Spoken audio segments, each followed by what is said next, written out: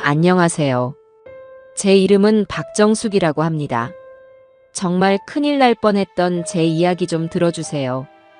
그날 저는 늘 그랬듯 거실 소파에 앉아 옅은 커피 향을 즐기고 있었습니다. 창문으로 들어오는 따스한 볕이 무릎을 감싸는 참 평화로운 시간이었죠. 무료하게 텔레비전 채널을 돌리고 있는데 며느리 유진이가 맑은 얼굴로 제게 다가왔어요.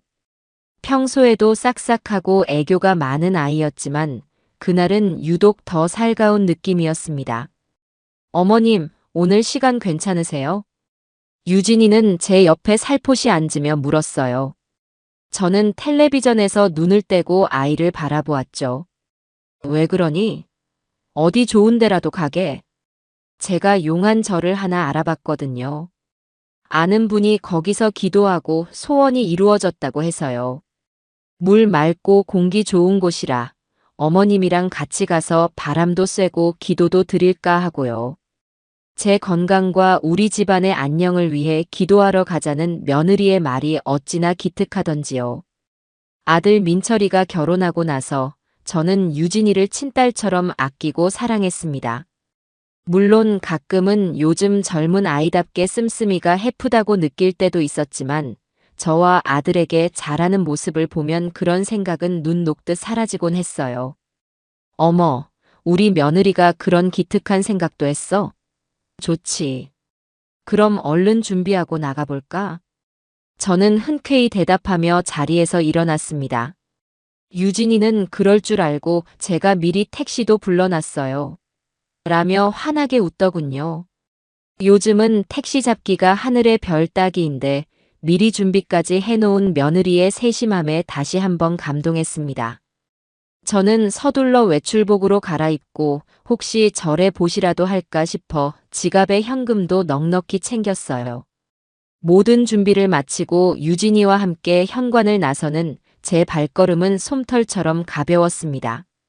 집 앞에는 유진이가 말한 대로 택시 한 대가 조용히 서 있었어요. 그런데 조금 이상했습니다. 보통 택시는 아파트 단지 안으로 들어오면 손님을 태우고 바로 나갈 준비를 하는데 그 차는 마치 오랫동안 그 자리에 있었던 것처럼 시동만 걸린 채 미동도 없었죠. 창문은 새까맣게 선팅이 되어 있어 안을 들여다볼 수도 없었고요. 기사님 오래 기다리셨겠다. 얼른 타자. 저는 별다른 의심 없이 택시 뒷좌석 문을 열려고 손잡이를 잡았습니다. 유진이가 제 뒤에서 어머님, 먼저 타세요라며 등을 가볍게 미는 것이 느껴졌어요. 바로 그 순간이었습니다. 아파트 입구 쪽에서 누군가 필사적으로 제 이름을 외치며 달려오는 소리가 들렸어요. 엄마, 엄마. 숨이 턱까지 차오른 목소리. 제 아들 민철이었습니다.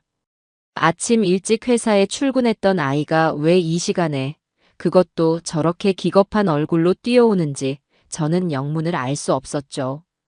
민철이는 넥타이가 비뚤어진 것도 모른 채 금방이라도 넘어질 것처럼 위태롭게 달려오고 있었어요. 엄마, 그 택시 절대 타지 마. 민철이의 절박한 외침에 저와 유진이의 행동이 동시에 멈췄습니다. 아들은 순식간에 제 앞까지 달려와 거친 숨을 몰아쉬며 택시를 노려보았어요. 그리고는 제 손목을 와락 붙잡고는 믿을 수 없는 말을 내뱉었습니다. 번호판이 앞뒤가 달라. 그 말이 채 끝나기도 전에 민철이가 제 손목을 낚아채듯 거칠게 잡아 끌었어요. 엄마, 뛰어요. 아들의 다급한 외침과 함께 저는 무작정 아들이 이끄는 대로 달리기 시작했습니다. 바로 등 뒤에서 끼익 하는 아스팔트가 찢어지는 듯한 굉음이 들려왔어요. 저희가 도망치는 것을 본 택시가 미친 듯이 후진하려다 이내 방향을 틀어 달아나는 소리였죠. 고개를 돌릴 경황도 없었지만 차는 아파트 단지를 빠져나가는 좁은 길에서 마주 오던 차와 부딪힐 뻔한 아찔한 상황을 연출하며 순식간에 사라져버렸습니다. 그 자리에는 새까만 타이어 자국만 흉터처럼 남았고요. 저희는 아파트 공동 현관 안으로 거의 넘어지듯 뛰어들어온 뒤에야 겨우 멈춰 설 수 있었습니다. 저는 너무 놀라 심장이 터질 듯 방망이질 치고 다리가 후들거려 그 자리에 주저앉고 말았어요. 아들의 손이 아니었다면 저 문턱을 넘어 집으로 돌아오지 못했을지도 모릅니다. 저는 이미 저 정체불명의 택시 안에 갇혀 어디론가 끌려가고 있었을 거예요. 생각만 해도 등골이 오싹했죠. 어머 세상에. 이게 다 무슨 일이야. 민철아, 너 아니었으면 정말 큰일 날 뻔했다. 저는 가슴을 쓸어내리며 말했어요. 민철이는 여전히 거친 숨을 고르며 제 손을 놓지 않았습니다. 그때까지 굳어있던 유진이가 새파랗게 질린 얼굴로 호들갑을 떨기 시작했어요. 어머님, 정말 너무 무서워요. 요즘 세상이 얼마나 흉흉한데 대체 누가 저런 짓을. 민철 씨 아니었으면 우리 어쩔 뻔했어요. 정말 고마워요, 여보. 유진이는 민철이의 팔에 매달리며 눈물을 글썽이기까지 했습니다. 그 모습은 누가 봐도 충격과 공포에 휩싸인 평범한 며느리의 모습이었죠. 저는 그런 유진이를 다독이며 민철이의 손에 이끌려 서둘러 집 안으로 다시 들어왔습니다. 집 안에 들어와서도 한동안 세 사람 모두 아무 말도 하지 못했어요. 방금 전의 충격이 쉽게 가시지 않았기 때문이죠. 소파에 겨우 몸을 기댄 저는 그제야 민철이에게 자초지종을 물을 수 있었습니다. 민철아, 대체 어떻게 된 일이니? 너는 회사에 갔다가 어떻게 알고 온 거야? 그리고 번호판이 다르다는 건 또 무슨 말이니? 제 질문에 민철이는 굳은 표정으로 입을 열었습니다. 엄마, 사실은 오늘 아침에 회사에 갔다가 중요한 서류를 집에 두고 온 게 생각나서 다시 돌아왔어. 아파트 입구로 들어서는데 저 택시가 보이는 거야. 그런데 느낌이 이상했어. 보통 택시들은 회사 로고나 예약 표시 등이 켜져 있는데 저 차는 아무것도 없었거든. 그냥 새까만 차였어. 민철이는 잠시 말을 멈추고 유진이를 한번 쳐다보더니 다시 말을 이었습니다. 그래서 무심코 차 앞을 지나쳐서 오는데 앞쪽 번호판이 눈에 들어왔어. 그리고 우리 동으로 걸어오면서 뒤를 보는데 뒤쪽 번호판이랑 번호가 다른 거야. 앞은 38로 시작하는 일반 택시 번호인데 뒤는 허자가 들어간 렌터카 번호판이었어. 그걸 보자마자 뭔가 잘못됐다는 생각이 머리를 스쳤지. 엄마랑 유진이가 그 차에 타려고 하는 걸 보고 미친 듯이 뛰어온 거야. 아들의 말을 듣고 나니 아찔함은 공포로 변했습니다. 만약 민철이가 서류를 두고 오지 않았다면, 만약 아들이 그 번호판의 차이를 눈치채지 못했다면 지금쯤 저는 어디로 끌려가고 있었을까요? 유진이는 더욱 창백해진 얼굴로 몸을 떨며 말했어요. 세상에, 그럼 그 사람들 처음부터 우리를 노리고 위장한 거였네요. 어머님, 너무 무서워요. 당분간 외출은 꿈도 못 꾸겠어요. 유진이는 제게 바싹 다가앉으며 제 팔을 꼭 붙들었어요.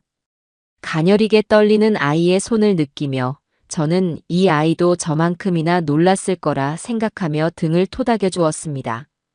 불과 몇 분 전까지만 해도 즐거운 마음으로 나서던 길이었는데 한순간에 모든 것이 악몽처럼 변해버렸죠. 그날의 외출 계획은 당연히 취소되었습니다.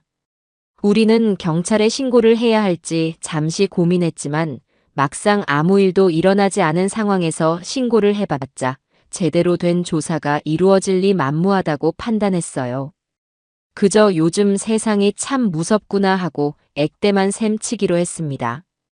집 안으로 피신한 뒤에도 한동안 그 누구도 쉽게 입을 열지 못했습니다. 거실에는 무겁고 서늘한 공기만이 감돌았어요. 제 심장은 여전히 제멋대로 날뛰고 있었고 곁에 앉은 유진이는 아직도 놀람이 가시지 않은 듯 가늘게 몸을 떨고 있었습니다. 아들 민철이는 굳은 얼굴로 창밖을 응시하다가 이윽고 결심한 듯 무거운 입을 열었습니다. 엄마, 유진. 할 얘기가 있어. 민철이의 목소리는 낮고 단호했어요. 저는 마른 입술을 겨우 떼어 물었죠. 그래, 민철아. 대체 어떻게 된 일인지 자세히 좀 말해다오. 사실은 내가 오늘 아침에 그냥 서류 때문에 집에 온 게 아니야. 아들의 충격적인 고백에 저와 유진이의 시선이 동시에 그에게로 향했습니다. 민철이는 유진이의 눈을 똑바로 쳐다보며 말을 이었어요. 그 눈빛은 평소 아내가 예뻐서 어쩔 줄 모르던 아들의 것이 아니었습니다. 차갑고 날카로운 무언가를 꿰뚫어 보려는 듯한 시선이었죠. 며칠 전에 당신 베란다에서 통화하던 거 기억나? 네. 제가 통화야 매일 하죠. 무슨 통화요? 유진이는 갑작스러운 질문에 당황한 기색이 역력했지만 이내 태연한 척 되물었습니다. 하지만 저는 보았어요. 질문을 받는 순간 그녀의 눈동자가 아주 미세하게 하지만 분명하게 흔들리는 것을요. 차 준비는 됐냐고. 이번에는 실수하면 안 된다고. 그런 말 하지 않았어? 내가 거실에서 분명히 들었어. 그때는 당신이 친구 중고차 사는 거 도와주는 줄로만 알았지. 그런데 오늘 아침 저 이상한 택시를 보고 당신이 그 차에 엄마를 태우려는 걸 보는 순간 머릿속에서 모든 게 연결되는 기분이었어. 민철이의 말은 거침이 없었습니다. 모든 정황이 며느리를 가리키고 있다는 날카로운 추궁이었어요. 유진이의 얼굴이 순식간에 새하얗게 질렸습니다. 그녀는 당황한 나머지 말까지 더듬는 듯 했어요. 여보. 지금 그게 무슨 말이에요? 나를 의심하는 거예요? 방금 우리 둘 다 얼마나 끔찍한 일을 당할 뻔했는데. 내가 그런 무서운 일을 꾸몄다는 말이에요? 유진이의 목소리가 가늘게 떨리며 높아졌습니다. 금방이라도 눈물을 터뜨릴 것 같은 얼굴이었어요. 그녀는 제게로 시선을 돌려 억울하다는 듯 호소했습니다. 어머님, 민철 씨 말 좀 들어보세요. 제가 어떻게 어머님을 상대로 그런 끔찍한 짓을 계획하겠어요. 이건 말도 안 돼요. 며느리의 절박한 호소에 제 마음이 잠시 흔들렸습니다. 설마 아무리 그래도 그렇지 저렇게 여리고 착한 아이가 제게 그런 무서운 짓을 했을 리가 없다고 생각했죠. 제가 아들을 말리려는 찰나 유진이가 울먹이며 말을 이었습니다. 그 통화는 제 사촌 오빠랑 한 거예요. 오빠가 얼마 전에 하던 일이 잘 안 돼서 중고차 매매상을 시작했거든요. 제가 아는 분한테 차 한 대 팔아주려고 상태 좋은 차로 잘 준비됐냐고 확인한 것뿐이에요. 그걸 당신이 오해한 거라고요. 유진이는 너무나도 서럽게 울기 시작했습니다. 그 모습에 민철이도 더는 몰아세우지 못하고 입을 다물었어요. 저 역시 아들이 너무 예민하게 반응한 것일지도 모른다는 생각이 들었습니다. 방금 겪은 일이 워낙 충격적이다 보니 아들이 며느리의 평범한 통화 내용까지 의심하게 된 것일 수도 있었죠. 민철아, 그만하거라. 내 처도 많이 놀랐을 텐데 너무 다그치지 마라. 내가 오해한 것일 수도 있지 않니? 제가 나서서 상황을 정리하려 하자 유진이는 더욱 서럽게 울며 제 품에 안겼습니다. 어머님, 저는 정말 아니에요. 민철 씨가 저를 그렇게 생각할 줄은 꿈에도 몰랐어요. 너무 속상해요. 저는 아이의 등을 토닥이며 달래주었습니다. 민철이는 그런 저희의 모습을 보며 무언가 더 할 말이 있는 듯 입술을 달싹였지만 이내 포기한 듯 깊은 한숨을 내쉬며 자기 방으로 들어가 버렸습니다. 그렇게 그날의 의심과 추궁은 며느리의 눈물과 함께 일단락되는 것처럼 보였어요. 그날 오후 유진이는 충격이 컸다며 방에서 나오지 않았습니다. 저는 아들이 혹시나 며느리에게 또 상처를 줄까 싶어 민철이의 방으로 조용히 들어갔어요. 아들은 의자에 앉아 무거운 표정으로 생각에 잠겨 있었습니다. 민철아, 아무리 그래도 내 처한테 너무 심했던 거 아니니? 설마 유진이가 그랬을까? 제 말에 민철이는 고개를 들어 저를 보았습니다. 아들의 눈에는 여전히 의심의 빛이 가득했어요. 엄마, 저도 그러길 바라요. 제가 오해한 거였으면 좋겠어요. 하지만 이상한 점이 한두 가지가 아니에요. 아들은 목소리를 낮추며 제게 말했습니다. 그 통화, 그냥 중고차 매매 통화라고 하기엔 분위기가 너무 심각했어요. 이번에는 실수하면 안 된다는 말이 계속 마음에 걸려요. 그리고 아까 유진이 우는 거 보셨어요? 진짜 억울하고 슬퍼서 우는 게 아니라 위기를 모면하려고 쥐어짜내는 눈물처럼 보였어요. 저 사람이랑 몇 년을 살았는데 제가 그걸 모를까요? 저는 아들의 말에 아무런 대답도 할 수 없었습니다. 사실 저 역시 유진이가 울 때 아주 잠깐이지만 어딘가 부자연스럽다는 느낌을 받았기 때문이에요. 하지만 애써 그 생각을 외면하고 있었죠. 민철이는 자리에서 일어나 제게 휴대폰을 내밀었습니다. 엄마, 이건 유진이한테는 비밀이에요. 화면에는 아까 그 문제의 택시 사진이 찍혀 있었습니다. 아들이 워낙 순식간에 찍어서인지 사진이 조금 흔들려 있었지만 차량의 형태와 번호판, 그리고 운전석에 앉은 남자의 실루엣이 희미하게 남아 보였어요. 제가 뛰어오면서 급하게 찍었어요. 앞뒤 번호판이 다르다는 걸 남겨둬야 할 것 같아서요. 그리고 운전석에 앉은 남자. 얼굴이 제대로 나오진 않았지만 이 사진이 언젠가 결정적인 증거가 될지도 몰라요. 아들은 그 어느 때보다 진지한 얼굴이었습니다. 저는 아들의 손에 들린 사진을 보며 제 마음속에서 피어오르던 작은 의심의 씨앗이 더는 무시할 수 없을 만큼 커져버렸다는 것을 깨달았습니다. 평화롭던 저희 집에 보이지 않는 균열이 생기기 시작하고 있었어요. 저는 아들과 단둘이 이 미스터리를 끝까지 파헤쳐 보기로 조용히 약속했습니다. 그날 밤 저는 잠을 이룰 수가 없었습니다. 낮에 있었던 끔찍한 사건과 아들의 의심, 그리고 눈물을 흘리던 며느리의 얼굴이 번갈아 떠오르며 머릿속을 헤집어 놓았죠. 결국 뒤척이다 새벽녘이 되어서야 겨우 잠이 들었고 다음 날 늦은 아침에 무거운 몸을 일으켰습니다. 거실로 나가보니 유진이는 언제 울었냐는 듯 밝은 얼굴로 아침 식사를 차리고 있었어요. 어머님 일어나셨어요? 어제는 너무 놀라서 저녁도 거르시고 주무셔서 걱정했어요. 입맛 없으셔도 아침은 꼭 챙겨 드세요. 저렇게 싹싹하고 예쁜 아이가 설마. 저는 다시 고개를 저으며 유진이를 의심하려는 마음을 애써 억눌렀습니다. 하지만 식사를 하는 내내 민철이가 보여주었던 사진 속 희미한 운전사의 얼굴이 머릿속을 떠나지 않았어요. 어디서 본 듯한 얼굴인데 도무지 기억이 나질 않아 답답했죠. 식사를 마치고 설거지를 하는 유진이의 뒷모습을 보다가 저는 넌지시 말을 건넸습니다. 아가, 어제 내가 말한 그 사촌 오빠 말이다. 중고차 매매를 한다는. 네, 어머님. 왜요?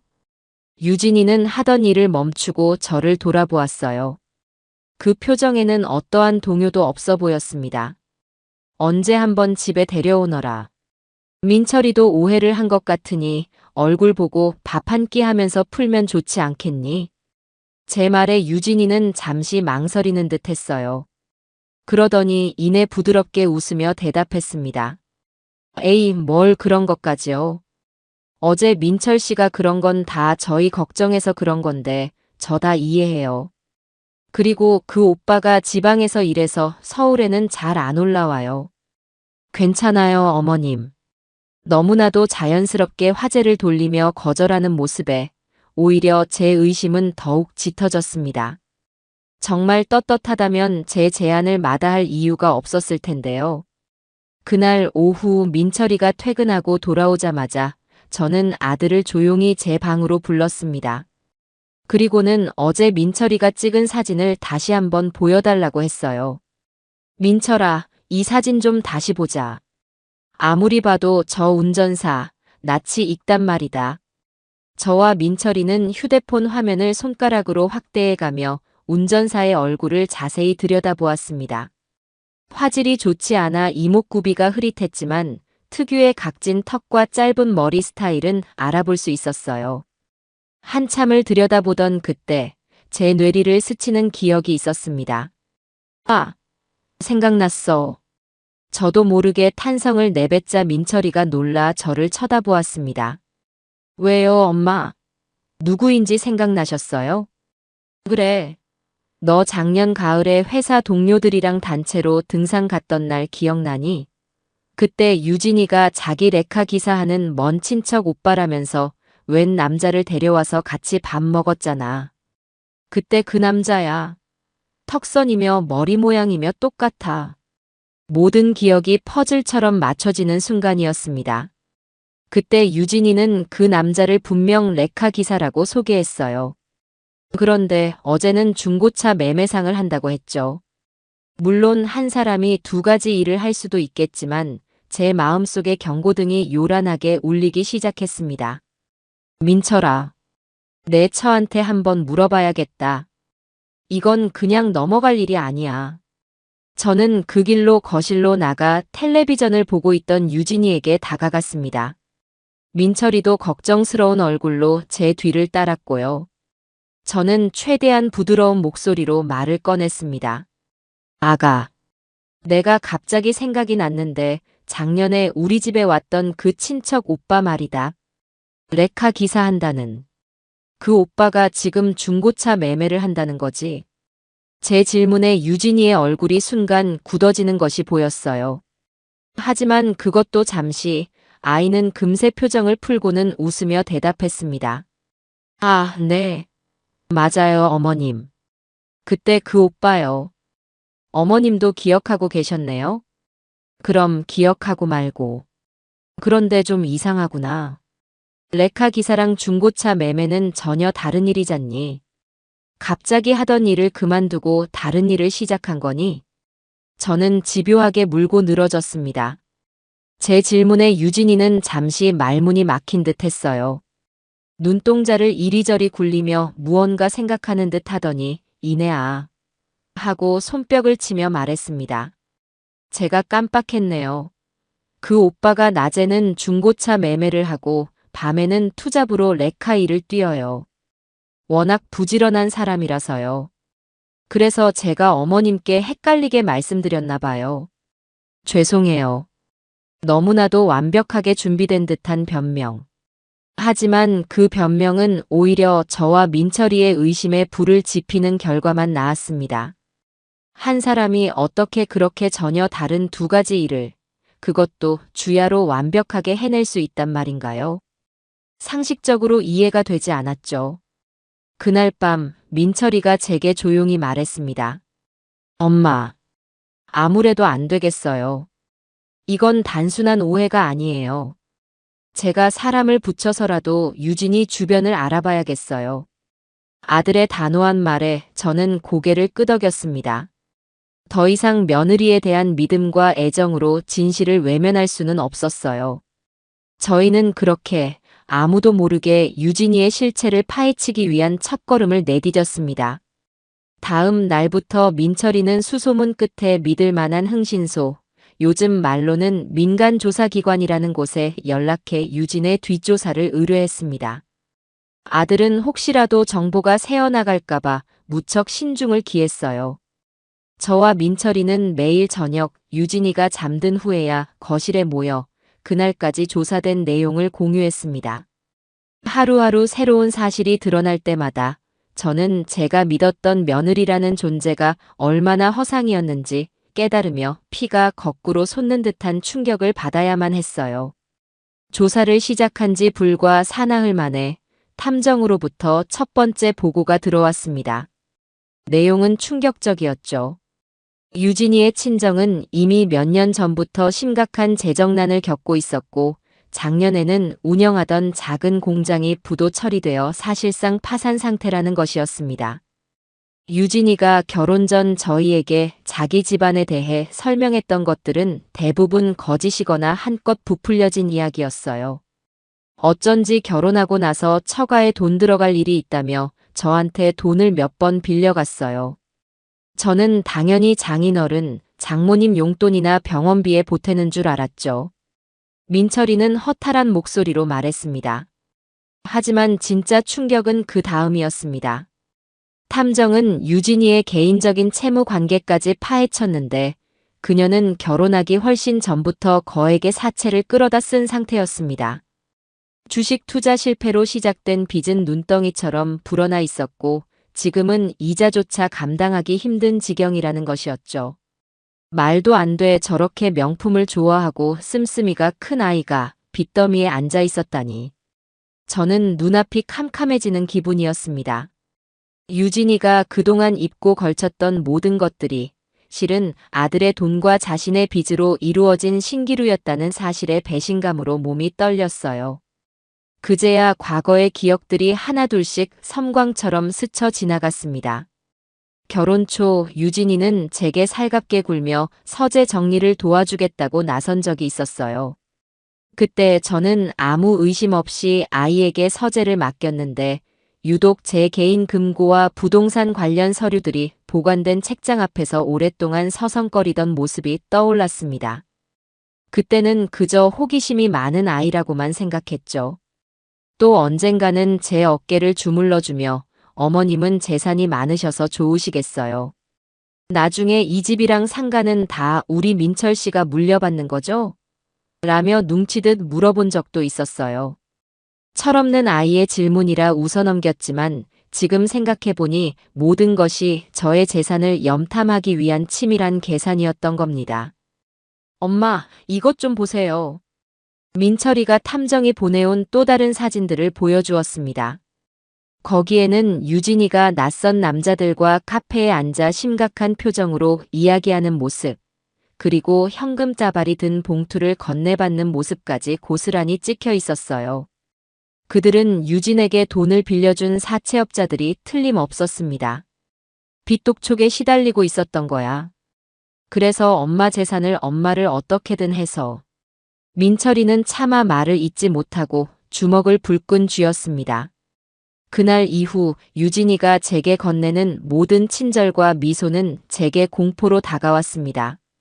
아침마다 차려주는 밥상에는 독이라도 들어있을 것 같았고 어머님, 오늘 안색이 안 좋으세요라며 걱정하는 말은 제 건강 상태를 체크하는 것처럼 들렸어요.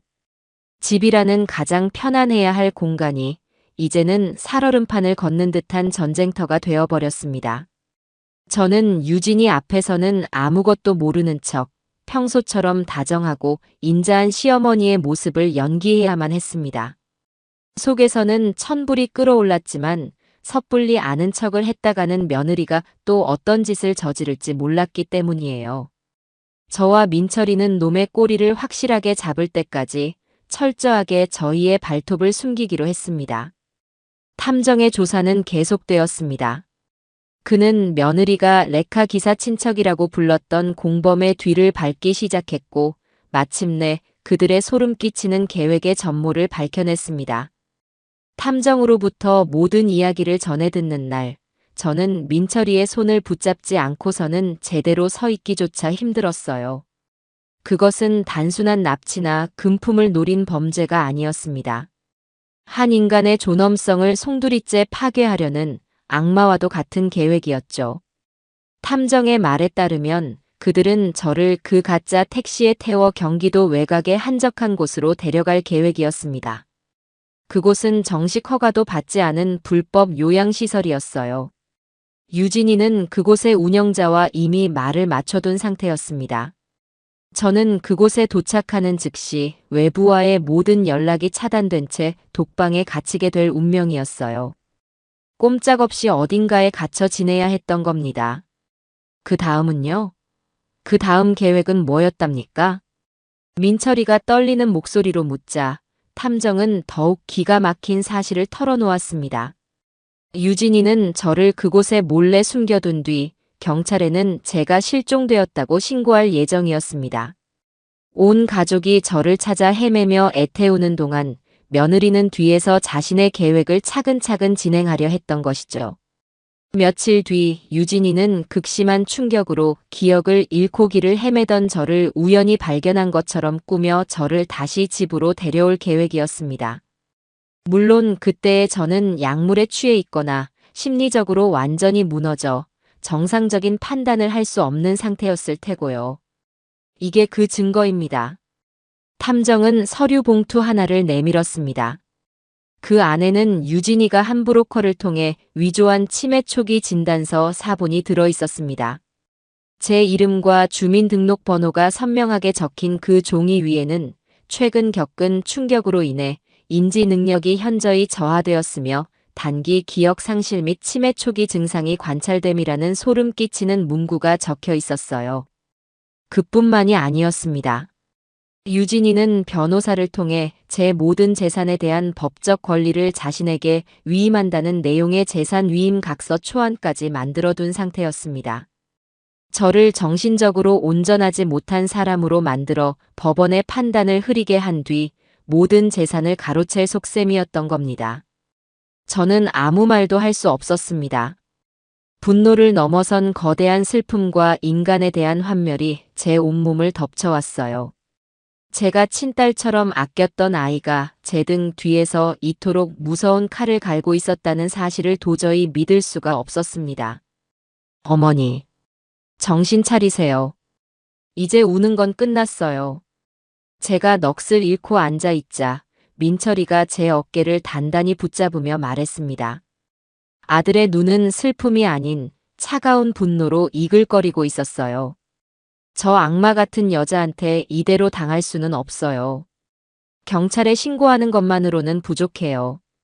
저 여자가 자기 꾀에 자기가 넘어가도록 만들어야 해요. 자기가 파놓은 함정에 스스로 빠져서 자기가 저지른 짓이 얼마나 끔찍한지 온 세상 사람들이 알게 해야 합니다. 아들의 말에 정신이 번쩍 들었습니다. 맞아요. 이제 더 이상 슬퍼하고만 있을 때가 아니었습니다. 피해자로 남아 통곡하고 있을 시간이 없었어요. 저는 눈물을 닦고 허리를 꼿꼿이 세웠습니다. 제 안에서 무언가 단단하고 차가운 것이 솟아오르는 기분이었어요. 그래, 민철아. 내 말이 맞다. 이제부터는 우리가 사냥꾼이 되는 거야. 저 여우를 잡을 덫을 우리가 직접 놓는 거다.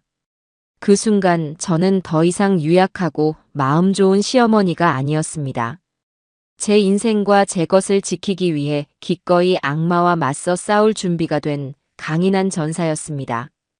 저와 민철이는 탐정과 함께 유진이를 완벽하게 무너뜨릴 역공의 계획을 세우기 시작했습니다.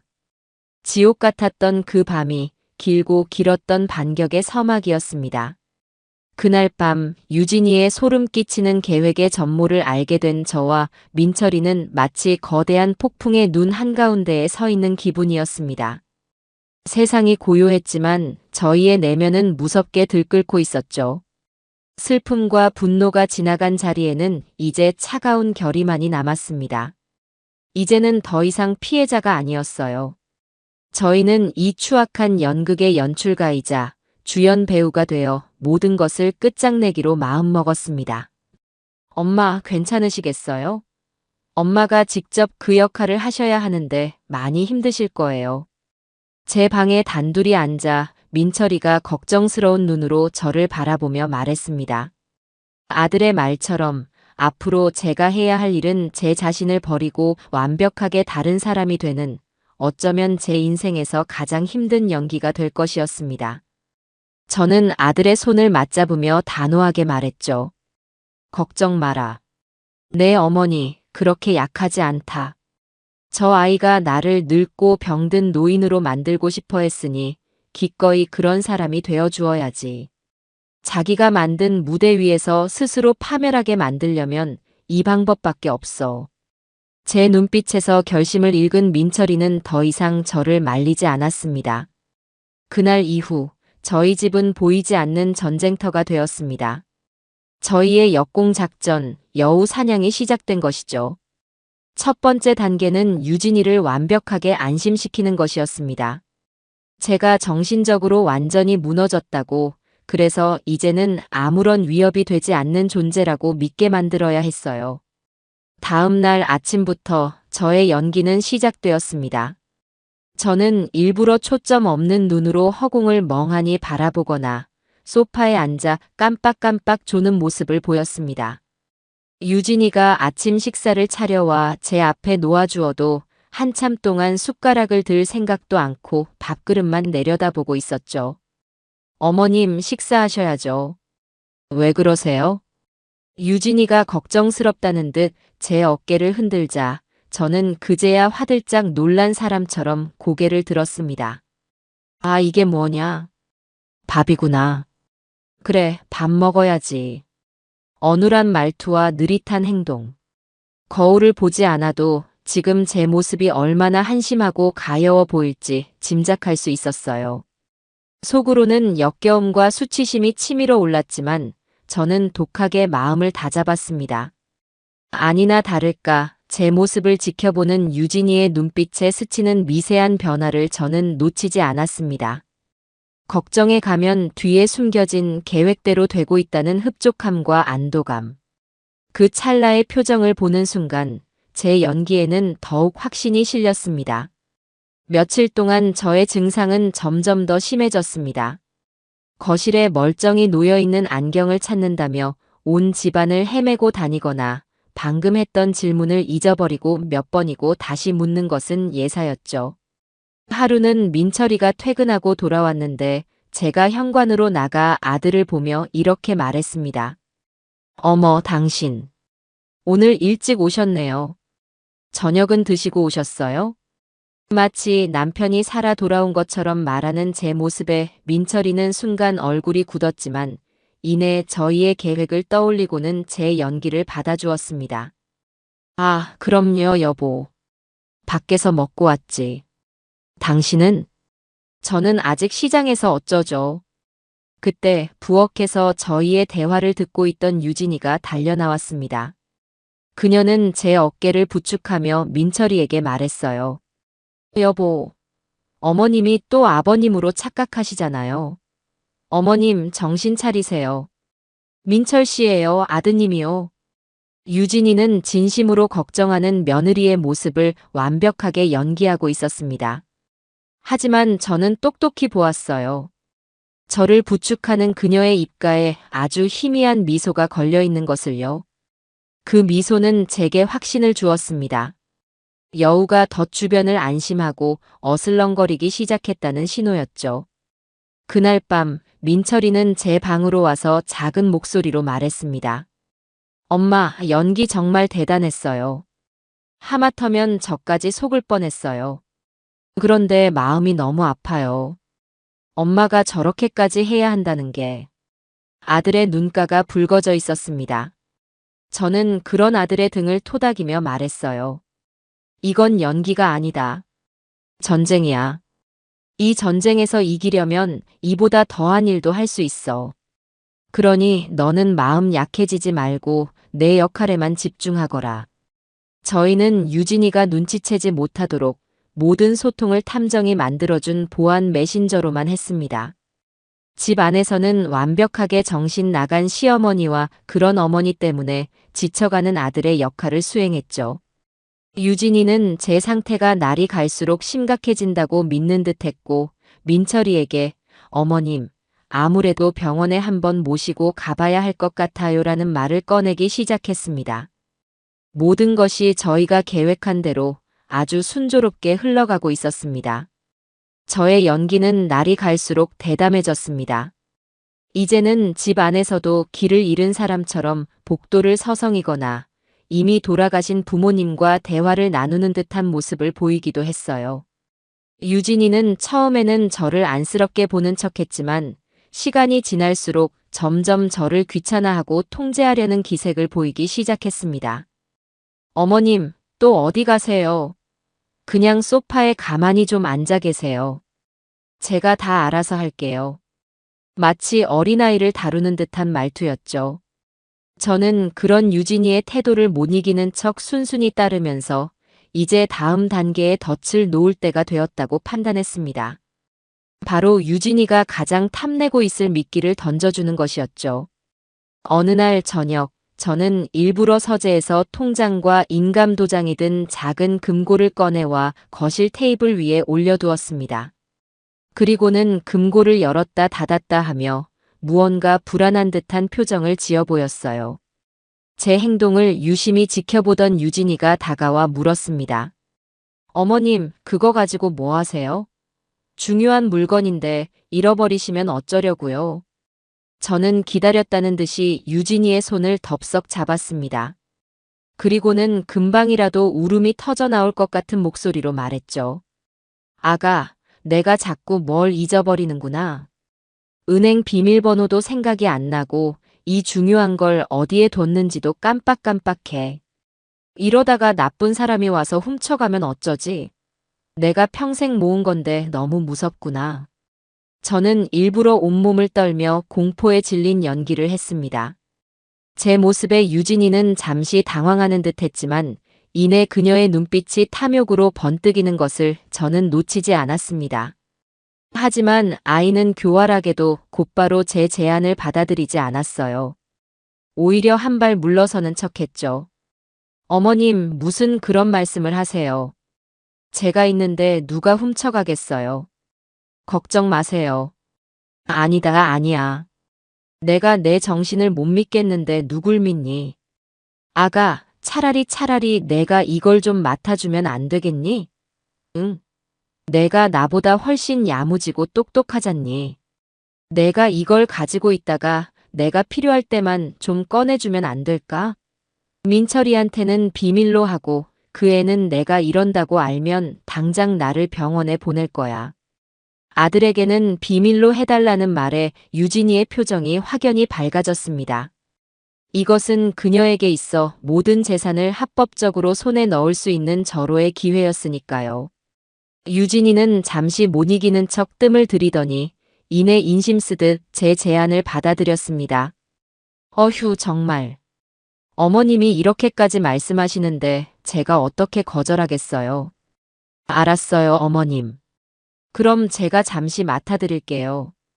대신 이건 어머님 물건이니까 저도 함부로 열어보거나 하지 않을게요. 약속해요. 가증스러운 약속이었죠. 저는 고맙다며 유진이의 손을 부여잡고 눈물까지 글썽이는 연기를 펼쳤습니다. 물론 그 금고는 평범한 금고가 아니었어요. 민철이가 탐정을 통해 특수 제작한 것이었죠. 그 안에는 제가 평소에 쓰던 가짜 통장과 막도장 몇 개, 그리고 이 작전의 핵심인 초소형 위치 추적기와 고성능 녹음기가 숨겨져 있었습니다. 겉보기에는 낡고 평범한 가정용 금고였지만 그것은 이제 유진이의 모든 행적과 목소리를 담아낼 무서운 판도라의 상자가 된 것이었습니다. 유진이는 그날 밤 자기가 대단한 승리라도 거둔 것처럼 기쁜 표정을 감추지 못했습니다. 그녀는 금고를 자기 방 옷장 깊숙한 곳에 숨겨두고는 잠자리에 들기 전 제 방문을 열어 어머님, 아무 걱정 마시고 푹 주무세요라며 다정한 인사를 건네기까지 했어요. 저는 대답 없이 돌아 누워 등 뒤로 느껴지는 유진이의 의기양양한 시선을 받으며 차가운 미소를 지었습니다. 드디어 여우가 제가 파놓은 덫 안으로 제 발로 걸어 들어온 순간이었습니다. 다음 날 아침, 저는 유진이의 행동을 예의주시했습니다. 아니나 다를까 아침 식사를 마치자마자 유진이는 친구랑 약속이 있다며 평소보다 화려하게 차려입고 밖으로 나갔어요. 물론 제 금고를 자신의 명품 가방 안에 고이 챙겨서 말이죠. 유진이가 현관문을 나서는 순간 민철이의 휴대폰으로 연결된 보안 메신저에 알림이 울렸습니다. 목표물 이동 시작. 현재 강변북로 진입. 추적 개시합니다. 저와 민철이는 거실에 나란히 앉아 노트북 화면에 떠있는 GPS 추적 화면을 숨죽여 지켜보았습니다. 붉은 점으로 표시된 금고의 위치는 유진이가 말한 친구 집 방향이 아닌 전혀 다른 곳으로 향하고 있었어요. 붉은 점은 서울을 벗어나 경기도 외곽의 한적한 공업단지 주변에서 움직임을 멈췄습니다. 여기가 그놈의 아지트가 틀림없어. 민철이가 낮은 목소리로 말했습니다. 잠시 후 탐정으로부터 다시 메시지가 도착했습니다. 목표 지점 도착. 낡은 폐차장으로 확인됨. 공범의 차량이 내부에 주차되어 있습니다. 지금부터 녹음 기능을 활성화하겠습니다. 저와 민철이는 노트북에 이어폰을 나누어 꽂고 스피커에서 흘러나올 유진이의 목소리를 기다렸습니다. 지지직거리는 잡음과 함께 마침내 익숙하지만 너무나도 낯선 목소리가 들려왔어요. 그것은 제 앞에서는 한 번도 들려준 적 없는 차갑고 거만한 유진이의 진짜 목소리였습니다. 오빠, 나왔어. 이거 봐. 드디어 내 손에 들어왔다고. 오, 진짜 가져왔네. 독하다, 너도. 어떻게 그 노인네를 그렇게 구워 삶았냐? 레카 기사, 그 공범의 목소리였습니다. 저희는 숨을 죽이고 두 사람의 대화에 귀를 기울였습니다. 구워 삼긴 뭘. 그냥 좀 앓는 소리하고 눈물 몇 방울 흘려주니까 자기가 알아서 갖다 바치던데. 늙으면 판단력이 흐려진다더니 진짜 그 말이 딱 맞아. 이제 이 안에 있는 도장이랑 서류만 있으면 저 노인네 집이랑 상가 전부 우리 거야. 야, 그래도 조심해. 아들놈 눈빛이 아직 좀 찜찜해. 걱정 마. 그 인간은 이제 자기 엄마 돌보느라 정신없어서 아무것도 몰라. 내가 엄마 병원에 보내야 한다고 바람만 더 넣으면 지가 알아서 우리 유진이가 고생이 많다면서 다 나한테 맡길걸? 남자들이란 다 똑같아. 자기 눈앞의 아내 눈물에 약하지. 두 사람은 자기들끼리 낄낄거리며 웃었습니다. 저는 이어폰을 통해 들려오는 그 웃음소리에 온몸의 피가 차갑게 식는 것을 느꼈습니다. 저를 노인네라고 칭하며 비웃고 제 아들을 어리석은 놈 취급하는 그들의 대화는 비수가 되어 제 심장에 박혔어요. 분노로 몸이 떨려왔지만 저는 입술을 깨물며 다음 증거를 기다렸습니다. 그들은 금고를 열려고 애쓰는 듯 낑낑거리는 소리를 냈습니다. 물론 특수 제작된 금고가 쉽게 열릴 리 없었죠. 젠장, 왜 이렇게 안 열려? 이거 부숴야 하는 거 아니야? 성질하고는. 그냥 두면 알아서 열어줄 사람한테 가져다 주면 되지. 그나저나 요양시설 쪽에는 얘기 다 해놨어. 이번에 집어넣으면 절대 못 나오게 단단히 입단속 시켜야 해. 집어넣는다는 표현. 그들은 저를 살아있는 생명이 아닌 그저 치워버려야 할 물건으로 취급하고 있었습니다. 당연하지. 돈만 제대로 주면 시체도 숨겨줄 놈들이야. 서류 작업만 끝나면 바로 실행하는 거야. 이제 진짜 얼마 안 남았어. 이 지긋지긋한 빚쟁이 인생도 끝이라고. 그들의 대화는 자신들의 범죄 계획에 대한 완벽한 자백이었습니다. 저와 민철이는 서로의 얼굴을 말없이 바라보았습니다. 더 이상의 증거는 필요 없었어요. 탐정은 두 사람이 폐차장 사무실에서 나오는 모습과 공범의 얼굴을 선명하게 촬영해 보내왔습니다. 모든 증거가 차곡차곡 쌓이고 있었죠.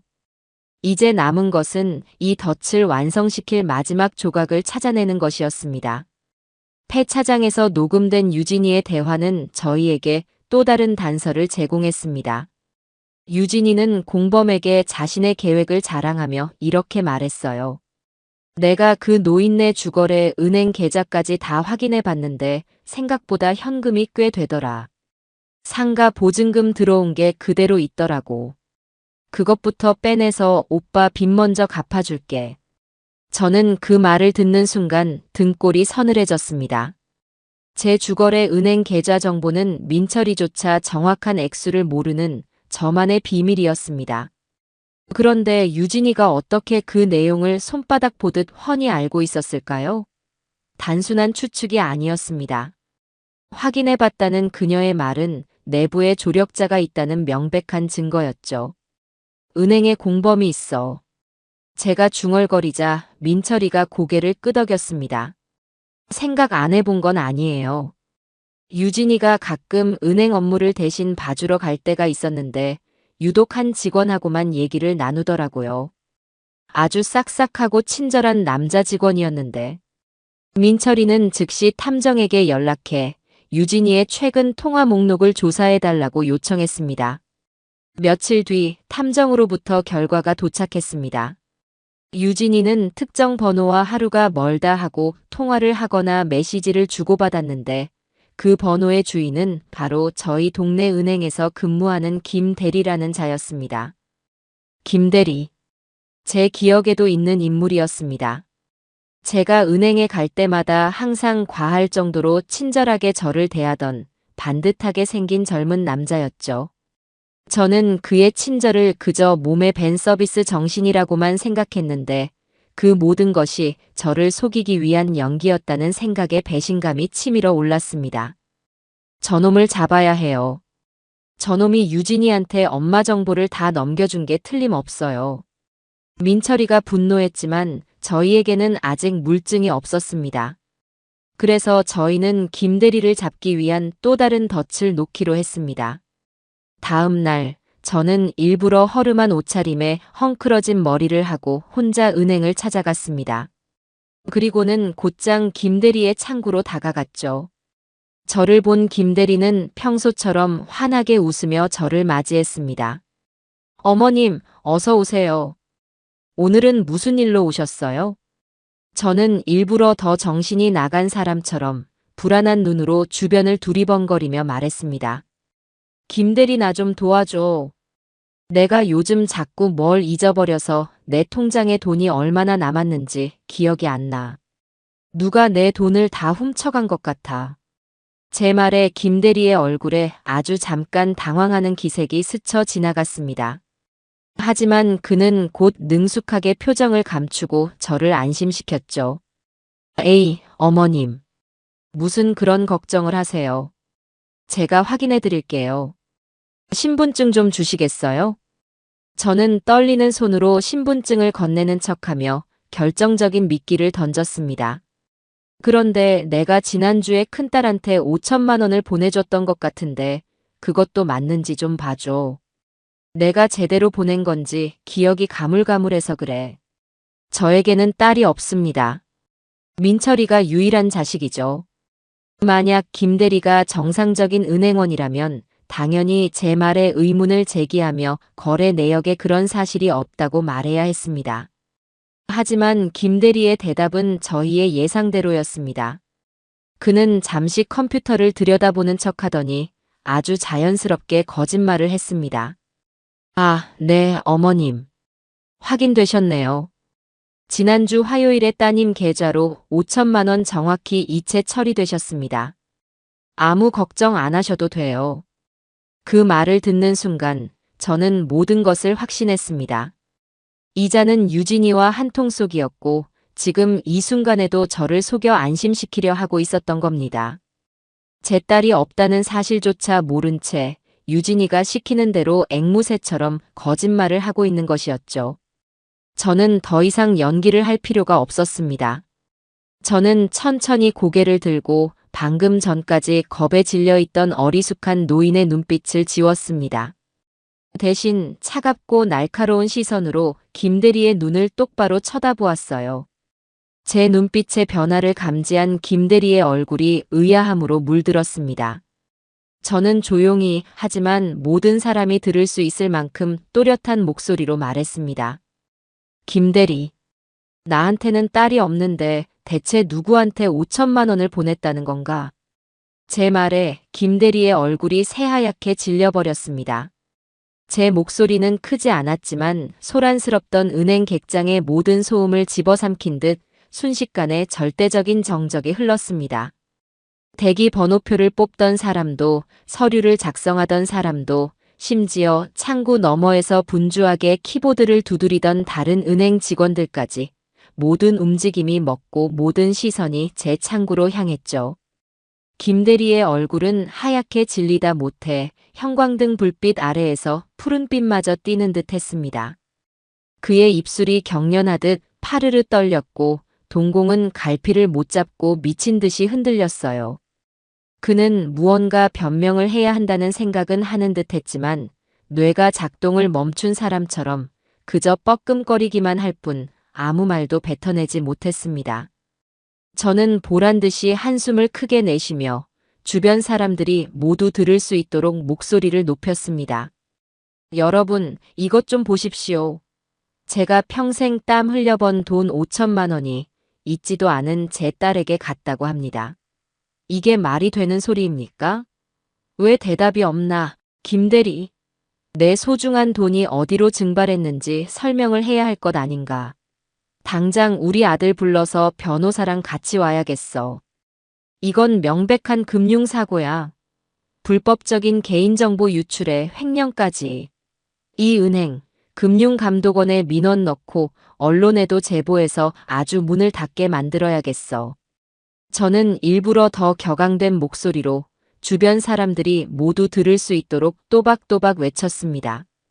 변호사, 금융감독원, 언론 제보라는 단어가 연달아 터져 나오자 김 대리의 얼굴은 사색이 되었습니다. 바로 그때 상황의 심각성을 파악한 지점장이 안쪽 사무실에서 허둥지둥 달려 나왔습니다.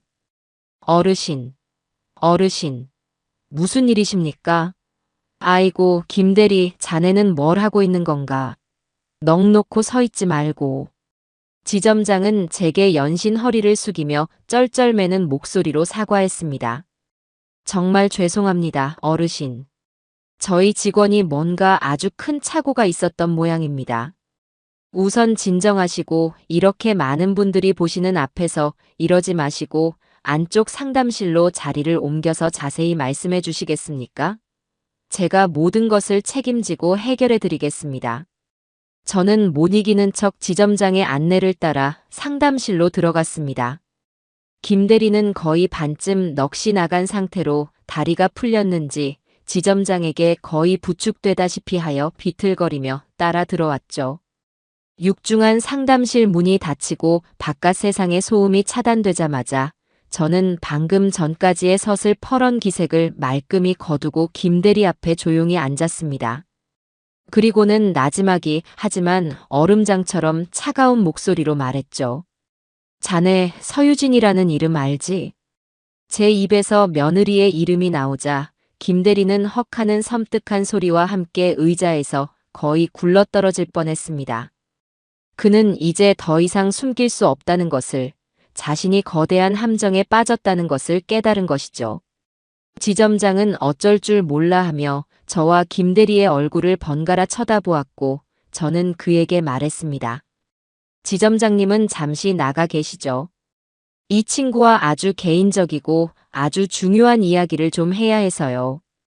제가 장담하는데 이 이야기는 이 은행의 명운이 걸린 이야기일 수도 있습니다. 그러니 현명하게 판단하시는 게 좋을 겁니다. 제 말에 무게를 느낀 지점장은 마른 침을 꿀꺽 삼키며 알겠다는 듯 고개를 끄덕이고는 조용히 상담실을 나갔습니다. 방 안에는 저와 김 대리 단둘만이 남았습니다. 저는 가방에서 작은 녹음기를 꺼내 테이블 위에 올려놓고 작동 버튼을 눌렀어요. 빨간 불이 깜빡이는 것을 확인한 저는 본격적인 신문을 시작했습니다. 이제 말해보게. 언제부터였지? 무엇을 얼마나 받고 내 정보를 서유진에게 넘겼나? 유진이가 자네에게 접근했을 때 자기 시어머니가 곧 정신이 이상해질 거라고 미리 말하던가. 너는 은행원으로서 고객 정보를 빼돌리는 게 얼마나 큰 범죄인지 몰랐나? 아니면 알고도 그깟 돈 몇 푼에 자네의 인생과 양심을 팔아넘긴 건가? 김 대리는 완전히 무너져 내렸습니다. 그는 의자에서 스르르 미끄러져 내려와 바닥에 무릎을 꿇고 앉아 모든 것을 울며 자백하기 시작했어요. 죄송합니다. 어르신, 제가 정말 죽을 죄를 지었습니다. 그의 자백은 길고 처절했습니다. 모든 것은 몇 달 전 유진이가 처음으로 제 심부름을 왔다며 은행을 찾아왔을 때부터 시작되었다고 합니다. 유진이는 김 대리에게 의도적으로 접근해 비싼 저녁 식사를 대접하고 수백만 원짜리 명품 넥타이까지 선물하며 그의 환심을 샀다고 했어요. 주식 투자 실패로 사채 빚까지 지고 있던 김 대리는 젊고 아름다운 유진이의 호의에 정신을 차리지 못했다고 합니다. 그리고는 어느 날 유진이가 은밀한 제안을 해왔다는 것이었죠. 사실 우리 시어머니가 치매 기운이 있어서 재산 관리를 내가 대신해야 해요. 그런데 어머님이 워낙 사람을 못 믿으셔서요. 김 대리님이 좀 도와주세요. 나중에 어머님 재산 제가 다 관리하게 되면 김 대리님 빚, 그거 제가 다 갚아드리고 강남에 아파트 한 채 사실 돈까지 챙겨드릴게요. 그 말에 제가 눈이 뒤집혔습니다. 그날 이후로 김대리는 유진이의 충실한 정보원이 되었습니다. 유진이가 요구할 때마다 저의 예금 잔액, 주식과 펀드 현황, 거래 내역, 심지어 제가 가입한 보험 상품 정보까지 몰래 빼내서 실시간으로 넘겨주었다고 실토했습니다. 그의 자백을 들으며 저는 분노보다도 한 인간의 탐욕이 얼마나 쉽게 다른 일을 망가뜨리는지에 대한 깊은 허탈감을 느꼈습니다. 김대리의 자백이 거의 끝날 무렵 상담실 문을 노크하는 소리가 들렸고 저는 들어오게라고 말했습니다. 문을 열고 들어온 것은 민철이와 저희가 고용한 탐정이었습니다. 모든 것은 계획대로였죠. 민철이는 바닥에 주저앉아 콧물 눈물을 쏟고 있는 김대리를 벌레 보듯 경멸 어린 시선으로 한번 쓱 훑어보더니 탐정에게 고갯짓을 했습니다. 탐정은 익숙한 솜씨로 김대리 앞에 서류와 펜을 내밀었어요. 김진우 씨, 지금부터 당신이 진술한 모든 내용을 이 자백서에 직접 기재하십시오. 서유진 씨의 범죄 행위에 가담한 경위를 육하원칙에 따라 시간과 장소, 주고받은 대화 내용까지 상세하게 서술해야 합니다. 만약 저희 수사에 적극적으로 협조하신다면 어머님께서 최대한 선처해 주시겠다고 약속하셨습니다. 하지만 조금이라도 거짓을 보태거나 저희를 속이려 든다면 당신은 존속 사기 미수 사건의 주가 되는 공범으로 구속될 것이고 은행법 위반, 개인정보보호법 위반까지 더해져 최소 10년 이상을 교도소에서 보내게 될 겁니다. 선택은 당신 몫입니다. 탐정의 냉정한 말에 김대리는 자신의 운명이 벼랑 끝에 몰렸다는 것을 깨달았습니다. 그는 떨리는 손으로 펜을 잡고 자신의 죄를 종이 위에 꾸역꾸역 적어 내려가기 시작했습니다. 한 인간의 인생이, 그리고 저희의 길었던 증거 수집이 마침표를 찍는 순간이었습니다. 이제 여우를 사냥할 모든 준비는 끝났습니다. 남은 것은 여우를 사냥터로 유인하는 일뿐이었죠. 김대리의 자백서를 손에 넣은 저희는 그를 이용해 마지막 덫을 놓기로 했습니다. 다음 날 저희는 탐정의 사무실에 모여 김대리에게 유진과의 통화를 지시했습니다. 모든 통화 내용은 녹음되고 있었고 저희는 스피커폰을 통해 대화를 실시간으로 듣고 있었죠. 김대리는 저희가 미리 작성해준 대본을 보며 떨리는 목소리로 유진에게 전화를 걸었습니다. 서유진 고객님, 김대리입니다. 아, 김대리님. 무슨 일이에요? 수화기 너머로 유진이의 밝은 목소리가 들려왔습니다. 김대리는 저희의 눈치를 한번 살피고는 심호흡을 하고 연기를 시작했습니다. 다름이 아니라 오늘 오전에 어머님께서 은행에 혼자 다녀가셨는데 상태가 많이 안 좋아 보이셔서요. 제가 보기엔 정말 위태로워 보이셔서 걱정돼서 연락드렸습니다. 네, 저희 어머님이요? 또 뭐라고 하시던가요? 저한테는 아무 말씀 없으셨는데. 유진이의 목소리에 조급함이 묻어났습니다. 김대리는 대본을 넘기며 말을 이었습니다. 따님이 있지도 않은데 따님한테 돈을 보냈다고 막무가내로 우기시고 돈을 다 잃어버린 것 같다고 불안해하시고 심지어 갑자기 돌아가신 남편분 이야기를 하시면서 전 재산을 사회에 환원해야 한다는 둥 완전히 횡설수설하셔서 제가 겨우 말렸습니다. 제가 보기엔 정상적인 판단이 거의 불가능한 상태이신 것 같아서요. 그리고 무슨 상속 관련해서 변호사를 만나 신탁 상품을 알아보시는 것 같던데 더 늦기 전에 고객님께서 빨리 조치를 취하시는 게 좋을 것 같아 연락드렸습니다. 김대리의 디테일한 연기에 유진이는 완벽하게 속아 넘어갔습니다. 재산 사회 환원이라는 말에 그녀의 숨소리가 거칠어지는 것이 여기까지 느껴지는 듯 했습니다. 네. 알려주셔서 정말 감사해요, 김대리님. 역시 믿을 사람은 김대리님밖에 없어요. 절대 어머님 혼자 아무것도 못하게 신경 좀 써주세요. 제가 내일 모든 걸 해결하고 약속드렸던 건 두둑하게 챙겨드릴 테니 걱정 마세요. 유진이는 기쁨과 다급함이 뒤섞인 목소리로 전화를 끊었습니다. 아마 그녀는 자신의 계획이 성공하기 직전이며 하늘이 자신을 돕고 있다고 생각했겠죠. 통화가 끝나고 저는 이제 제가 나설 차례라고 생각했습니다. 그날 저녁 저는 민철이와 유진이를 거실로 불렀습니다. 그리고는 며칠 동안 굶은 사람처럼 헬쑥하고 기운 없는 얼굴로 초점 없는 눈을 한 채 힘겹게 입을 열었어요. 민철아, 유진아. 내가 아무래도 더는 안 되겠다. 내 정신이 이제 내 것이 아닌 것 같아.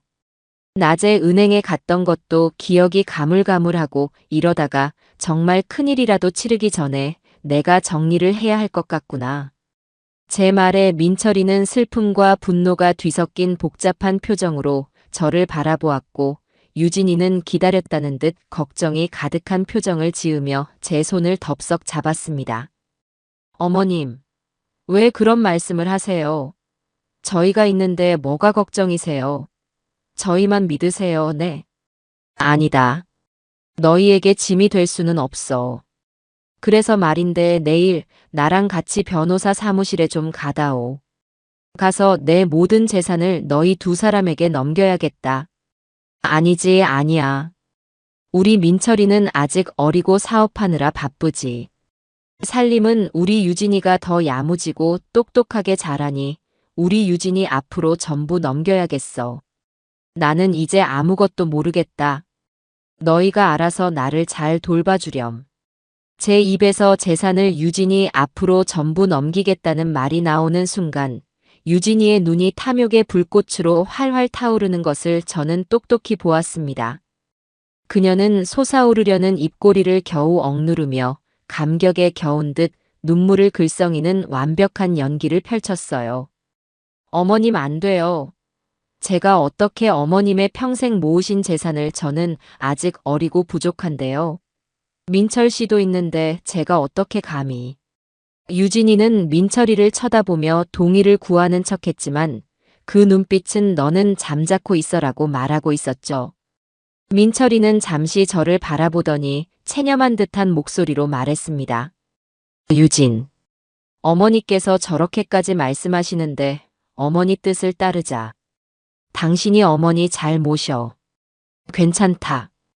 괜찮아. 너는 내 딸이나 마찬가지인데.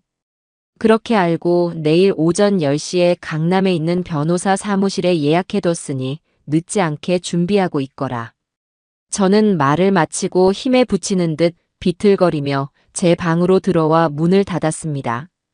문 밖에서는 유진이가 기쁨을 감추지 못하고 민철이에게 제잘거리는 소리가 희미하게 들려왔어요. 여보, 들었죠?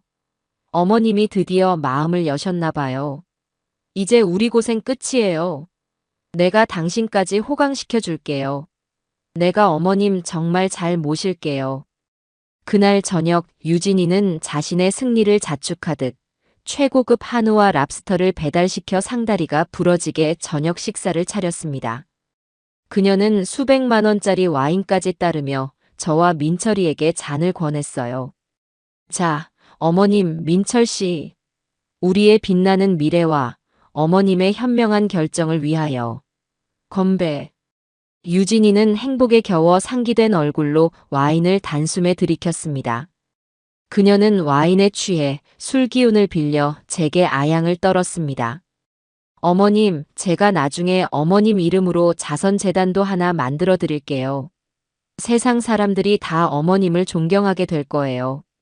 그리고 우리 민철 씨는 이제 회사 그만두고 저랑 같이 세계 여행이나 다녀요. 돈 걱정은 이제 제가 다 할 테니까. 저는 와인잔을 드는 척만 하며 제 앞에서 생애 최고의 연기를 펼치고 있는 저 가증스러운 며느리의 얼굴을 차갑게 응시했습니다. 그래, 아가. 마음껏 즐기거라. 내 인생에서 가장 화려하고 그리고 가장 마지막이 될 만찬을. 내일 이 시간이면 너는 지옥의 문턱에서 오늘을 후회하며 피눈물을 흘리게 될 테니. 심판의 날 아침이 밝았습니다. 유진이는 마치 중요한 시상식에라도 가는 사람처럼 새벽부터 일어나 미용실까지 다녀왔는지 머리부터 발끝까지 완벽하게 단장한 모습이었습니다. 값비싼 실크 블라우스에 우아한 보석이 박힌 귀걸이까지 그녀의 온몸에서는 오늘 거머쥘 승리에 대한 흥분과 기대감이 향수처럼 피어오르고 있었죠. 그런 며느리와는 대조적으로 저는 일부러 밤새 한숨도 못 잔 사람처럼 초췌한 얼굴에 낡고 색바랜 외투를 걸쳤습니다. 제 역할은 오늘로 끝이었으니까요. 민철이는 굳게 입을 다문 채 그 어떤 감정도 드러내지 않고 묵묵히 차를 몰 준비를 했습니다. 그 아이의 침묵이 그 어떤 분노의 외침보다 더 무섭게 느껴지는 아침이었습니다. 차를 타고 변호사 사무실로 향하는 내내 뒷좌석에 앉은 유진이의 조잘거림은 멈추지 않았습니다. 그녀는 이미 모든 것을 손에 넣은 사람처럼 미래에 대한 장밋빛 계획을 쉴 새 없이 늘어놓았죠. 어머님, 이제 재산 정리되면요. 저희 이 집부터 싹 리모델링해요. 어머님 방은 햇볕이 제일 잘 드는 남향으로 바꾸고 바닥도 미끄럽지 않은 최고급 원목으로 깔아드릴게요. 그리고 어머님 방에는 최신식 의료용 전동 침대도 놔드리고 스위스에서 온 전문 간병인도 붙여드릴게요. 어머님은 이제 정말 손가락 하나 까딱하지 마시고 그저 편히 쉬시기만 하면 되는 거예요. 그 말은 제게 편안한 노후를 보장하겠다는 뜻이 아니었습니다. 저를 완벽하게 고립시켜 자신의 통제 하에 있는 살아있는 인형으로 만들겠다는 섬뜩한 선전포고였죠. 유진이의 목소리는 계속 이어졌습니다. 민철 씨, 당신은 이제 그 힘든 회사 일 좀 줄여요. 제가 이제부터는 당신의 든든한 사업 파트너가 되어줄게요. 어머님 상가 건물, 그거 그냥 새만 놓기에는 너무 아깝잖아요. 1층은 스타벅스 같은 대형 프랜차이즈 입점시키고 위층은 우리가 직접 고급 레스토랑을 운영하는 거예요. 제가 아는 유명 셰프가 있거든요. 제가 사장, 당신이 부사장. 어때요? 근사하지 않아요?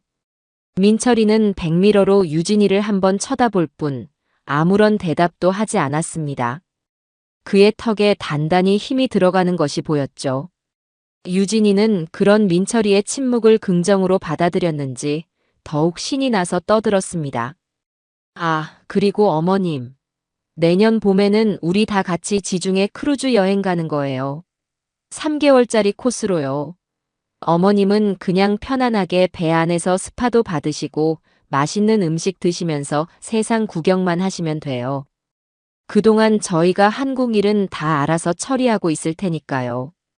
저는 아무런 대답 없이 그저 창밖으로 빠르게 스쳐 지나가는 풍경만 멍하니 바라보는 것으로 제 역할을 다했습니다. 제 머릿속에서는 유진이의 목소리가 아닌 폐차장에서 울려 퍼지던 그녀의 진짜 목소리가 맴돌고 있었어요. 저 노인네 집이랑 상가 전부 우리 거야. 제 등 뒤에서 칼을 갈던 그 목소리와 지금 제 귀를 어지럽히는 저 달콤한 목소리가 같은 사람의 것이라는 사실에 저는 소름 끼치는 혐오감을 느꼈습니다. 얼마나 달렸을까? 민철이가 운전하던 차는 강남의 한 번쩍이는 고급 오피스텔 건물 지하 주차장으로 들어섰습니다. 어머, 여보. 여기가 변호사 사무실이에요? 와, 건물이 정말 좋네요. 역시 잘 나가는 변호사는 다른가 봐. 이런 데서 일해야 일할 맛도 나죠. 유진이가 감탄하며 말하자 민철이는 차를 세우며 짧게 내리시죠 라고만 대답했습니다. 물론 그곳은 진짜 변호사 사무실이 아니었습니다. 탐정이 저희의 마지막 작전을 위해 하루 동안 빌린 모든 것이 완벽하게 연출된 무대였죠. 저희는 엘리베이터를 타고 15층으로 올라갔습니다. 복도 끝, 법무법인 정이라는 묵직하고 신뢰감 넘치는 금색 명패가 붙은 사무실 안으로 들어서자 깔끔한 정장을 차려입은 탐정이 인자한 미소를 지으며 저희를 맞이했습니다. 그는 완벽한 변호사 행세를 하고 있었죠. 오셨습니까? 박정숙 어르신 그리고 서유진 씨, 김민철 씨 맞으시죠? 오래 기다렸습니다. 안쪽 상담실로 안내해드리겠습니다. 상담실은 진짜 변호사 사무실이라고 해도 믿을 만큼 벽면 한쪽을 가득 채운 두꺼운 법전들과 묵직한 원목 테이블, 그리고 고급스러운 가죽 의자로 꾸며져 있었습니다. 저희가 자리에 앉자 탐정은 미리 준비된 두툼한 서류 뭉치를 유진이 앞에 내려놓았습니다. 자, 그럼 시작하겠습니다. 본 서류는 박정숙 어르신의 명의로 된 모든 부동산과 금융자산의 소유권 및 관리권을 법적 대리인인 서유진 씨에게 증여 및 위임한다는 내용의 서류입니다. 제가 꼼꼼하게 검토했는데 법적으로 아무런 문제가 없도록 완벽하게 작성되었습니다. 내용 다시 한번 확인해 보시고 이 마지막 페이지에 서명과 날인을 하시면 모든 절차가 완료됩니다. 유진이는 떨리는 손으로 서류를 받아들었습니다. 그녀는 서류의 글자 하나하나를 읽는 척했지만 이미 그녀의 영혼은 다른 곳에 가 있었죠. 평생을 꿈꿔왔던 순간이 눈앞에 펼쳐지자 흥분을 감추지 못하고 입술까지 파르르 떨고 있었습니다.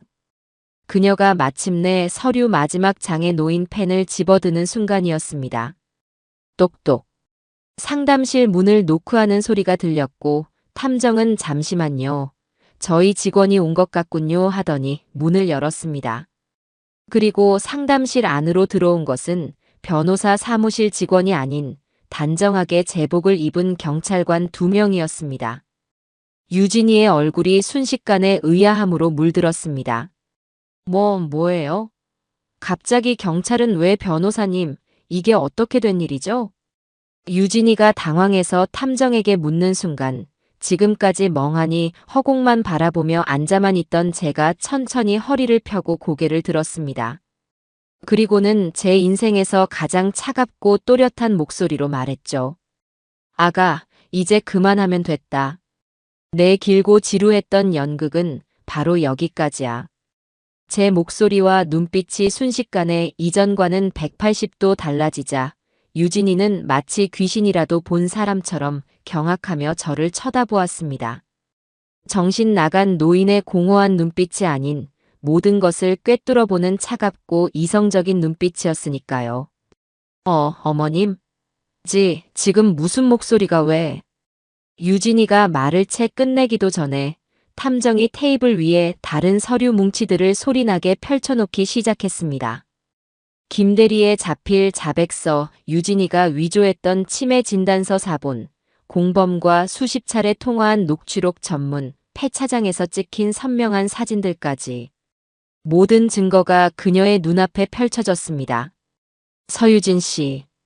경찰관 한 명이 그녀에게 다가와 차갑게 말했습니다. 당신을 존속 사기 및 유기 예비 음모, 사문서 위조 혐의로 긴급 체포합니다. 당신은 변호사를 선임할 수 있으며. 경찰의 말이 이어지는 동안 탐정은 노트북을 열어 스피커 볼륨을 최대로 높였습니다. 그리고 결정적인 증거를 재생했죠.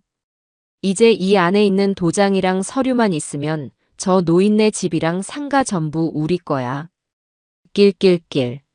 상담실 안에는 폐차장에서 녹음되었던 유진이 자신의 천박한 목소리가 너무나도 선명하게 울려 퍼졌습니다.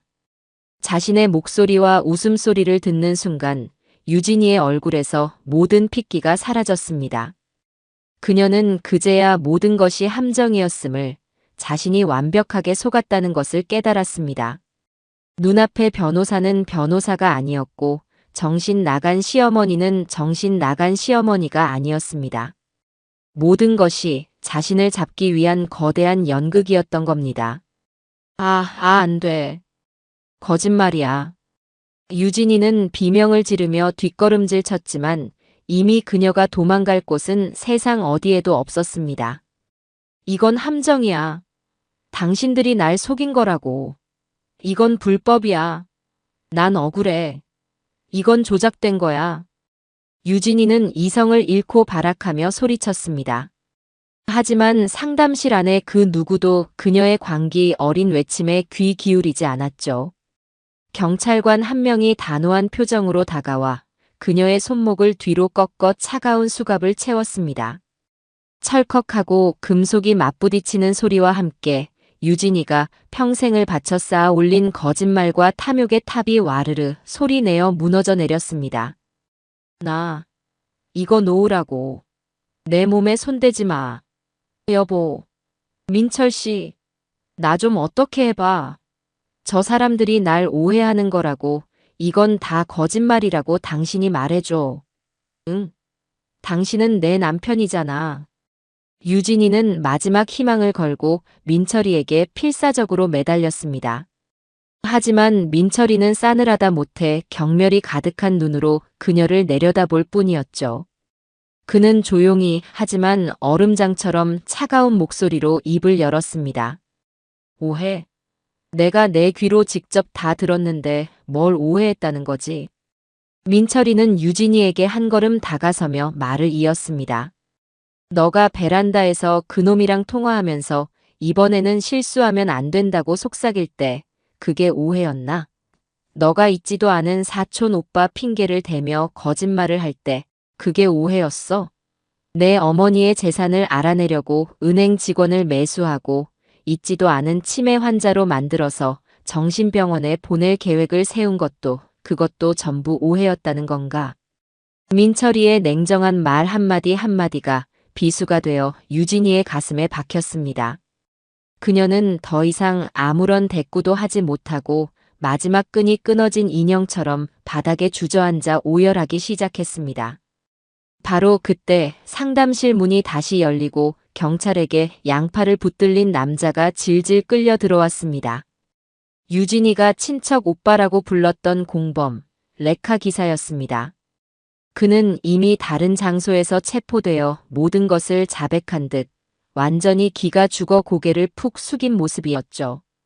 자신의 공범까지 눈앞에 나타나자 유진이는 모든 것을 체념한 듯한 울음을 그치고는 갑자기 도끼 오른 살모사처럼 그에게 달려들려 했습니다. 너 때문이야. 다 너 때문이라고, 이 쓸모없는 인간아. 내가 나를 꼬드기지 않았으면 내가 이런 짓을 했을 것 같아. 내가 일 처리만 제대로 했어도 일이 이 지경까지는 안 됐을 거 아니야. 내가 다 망쳤어. 그러자 레카 기사 역시 억울하다는 듯 핏대를 세우며 소리쳤습니다. 뭐? 이 미친 여자가 지금 뭐라고 하는 거야? 야, 서유진. 정신 차려.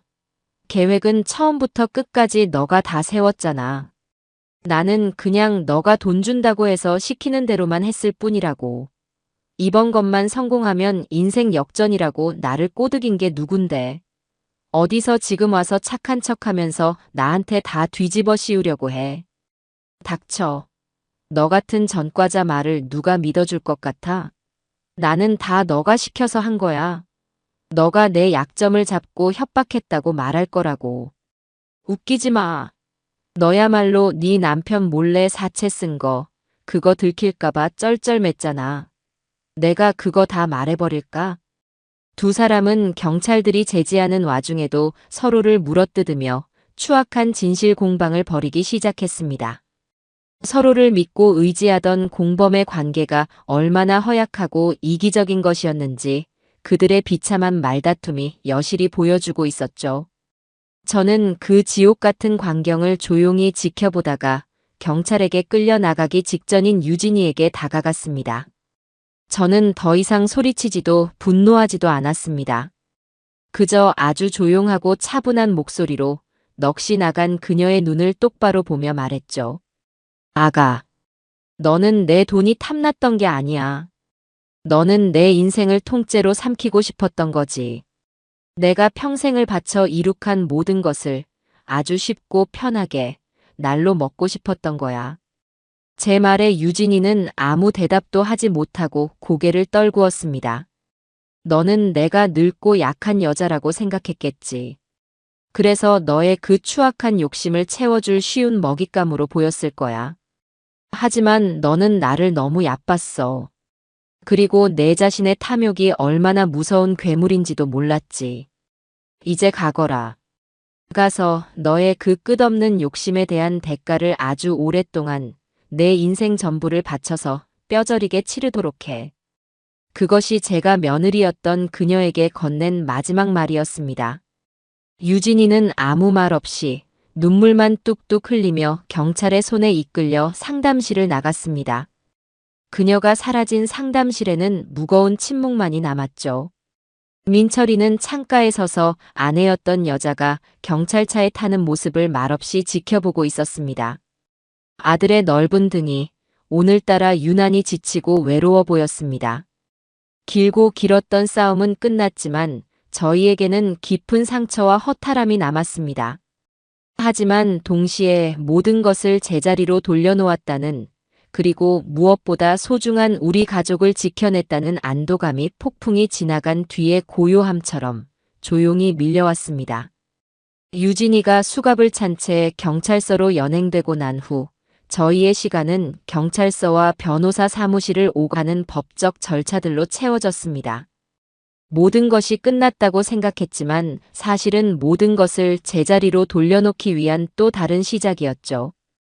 저와 민철이는 경찰서에서 참고인 조사를 받으며 그동안 겪었던 모든 일들과 저희가 수집했던 증거들을 남김없이 제출했습니다.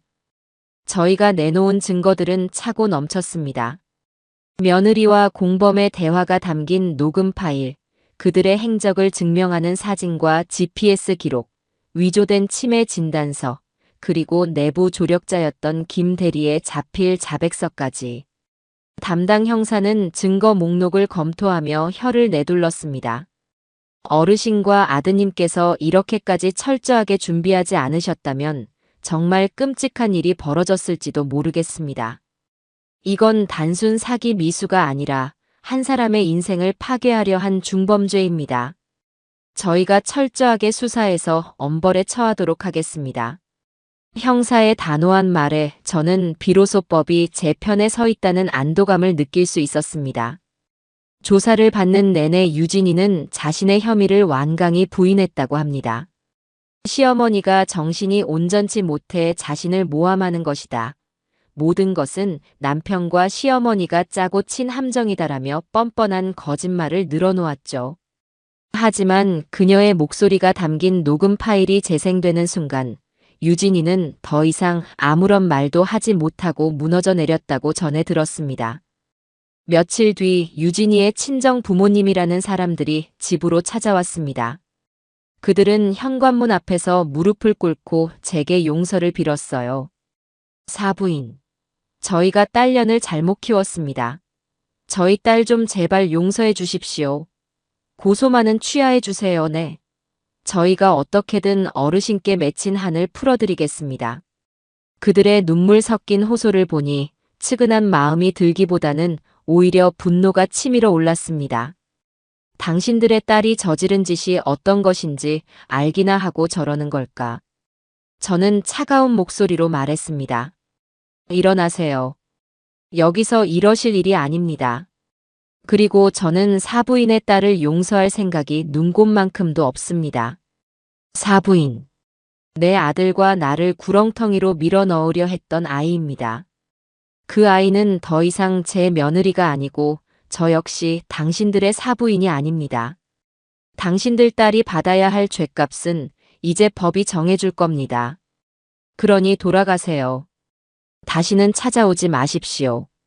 저는 매정하게 현관문을 닫아버렸습니다. 동정심 때문에 마음이 약해져서는 안 된다고 생각했어요. 이것은 유진이뿐만 아니라 이 사건에 관련된 모든 사람들이 자신의 잘못에 대한 대가를 제대로 치르게 하기 위한 과정이었으니까요.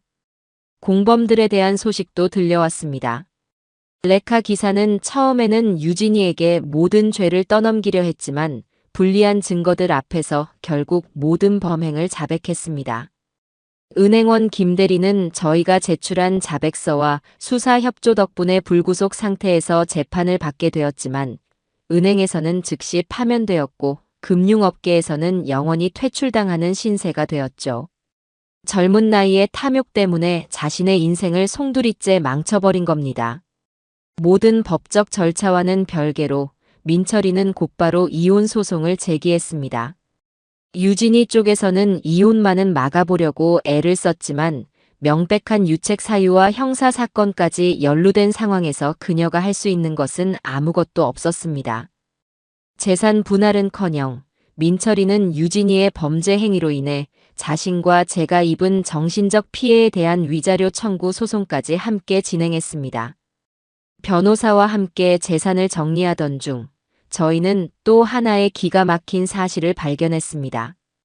유진이가 제 명의를 도용해 사망 시 수익자가 자신으로 지정된 거액의 종신보험에 가입해 두었던 겁니다.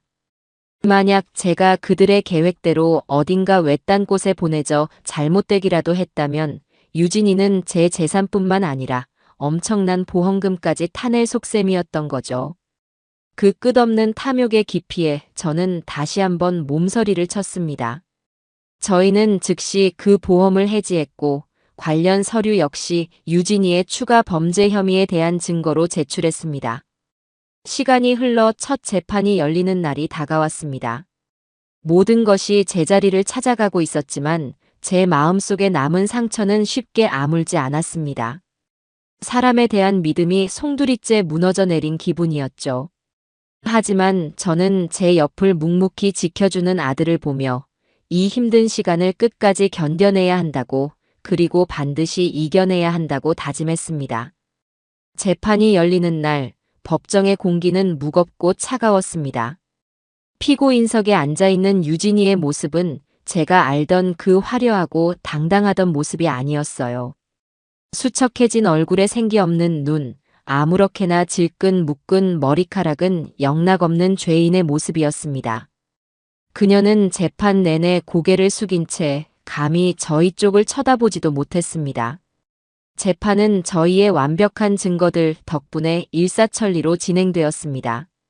검사는 유진이와 공범들의 죄목을 하나하나 열거하며 이것이 단순한 사기 미수가 아닌 한 가정을 파괴하고 인간의 존엄성을 짓밟으려 한 반인륜적인 범죄임을 강조했습니다.